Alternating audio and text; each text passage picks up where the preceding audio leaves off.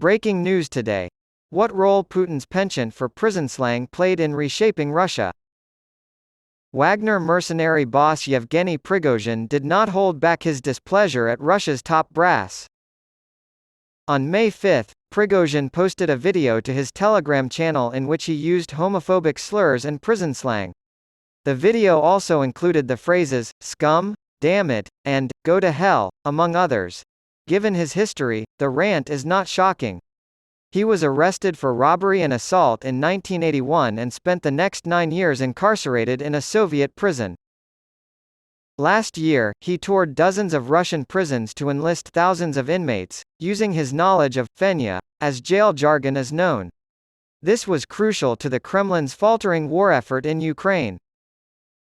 The problem with Prigozhin's language, with fenya, and with the overly romanticized lifestyle of career criminals in Russia's politics, culture, and daily life goes much deeper than Prigozhin's profanities. Since the beginning of his rule 23 years ago, Prigozhin's boss Russian President Vladimir Putin has peppered his speech with salty phrases and fenya idioms. Putin established himself as a political leader in Russia using jingoistic, misogynistic, and intolerant rhetoric long before Trump did the same in the United States, albeit with far more far-reaching effects. When asked about the 1999 Russian bombing of Grozny, the capital of the then separatist Chechnya region, Putin, then a newly appointed prime minister in President Boris Yeltsin's government, said, "We'll soak 'em in the outhouse." Former Gulag inmate and Soviet-era dissident Vladimir Bukovsky explained that this phrase referred to the practice of killing informants by drowning them in their own feces. Putin's phrase was well received even by ordinary Russians who were unaware of fenya's nuances.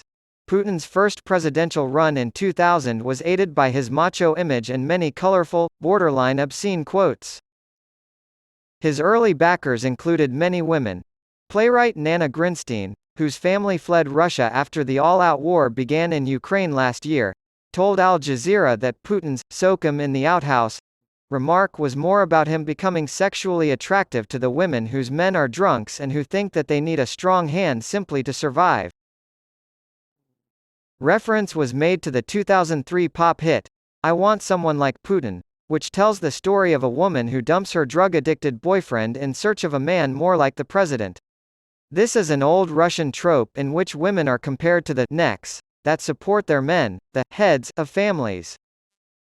And when these necks embraced Putin, machismo went both ways. Grinstein said, he became a sexual role model for men because someone like Putin is desired openly.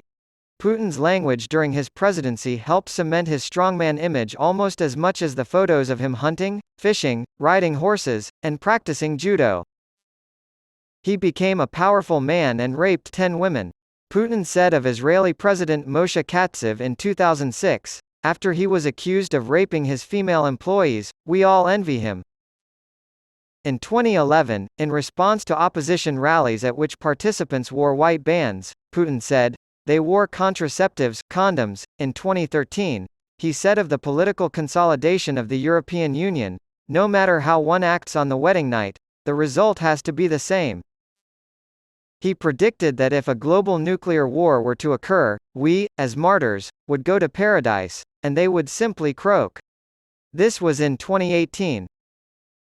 In 2022, he warned Ukraine that the Minsk Accords, a peace settlement in the Donbas region of eastern Ukraine, would not be implemented immediately. "Whether you like it or not, be patient, my beauty," he said. Some of the people who knew Putin when he was a teenager in what is now St. Petersburg, then Leningrad, say that his interest in prison life stems from his training in sambo, a type of wrestling.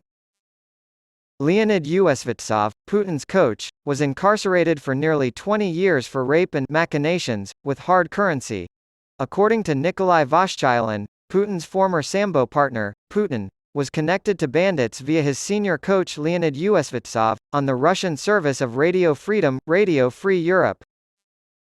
In 1994, other criminals shot and killed Usvitsov. The epitaph on his tombstone reads, "I'm dead, but Mafia is immortal." Putin developed a taste for a uniquely Russian musical style that romanticizes prison and the criminal life in the 1980s. Under the guise of the French word for song, chanson, this musical style combined elements of Ukrainian Jewish and Roma culture with those of the cruel romance style of 19th-century melodramatic songs. In the 1980s, Putin and his friend Sergei Roldugin reportedly enjoyed the music of émigré chanson singer Willy Tokarev. The line, "We're thieves humanists," from Catch the Thief, was a fan favorite. To use a cliché, we've all done time. Leaked documents from the Panamanian law firm Mossack Fonseca claim that Roldugin, a famous cellist and the godfather to Putin's eldest daughter, amassed more than $100 million and distributed it to Putin's inner circle.